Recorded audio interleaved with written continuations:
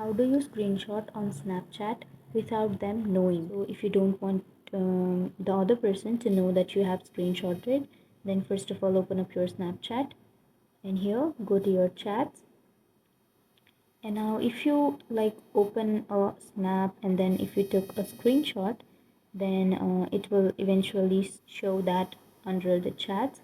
So here you can see that it is saying you took a screenshot. So if you want to like hide this, then what you can do is open up the snap, and here long press on it, and then you will find remix snap. Tap on that.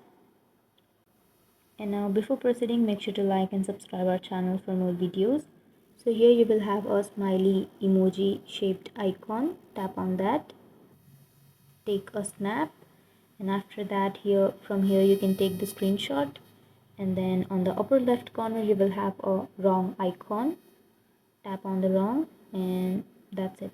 So if you go back, and now you can see that this doesn't say that you have taken a screenshot. So that's it guys, that's how you screenshot on Snapchat without them knowing. And if you have any questions, feel free to comment below. Thanks for watching.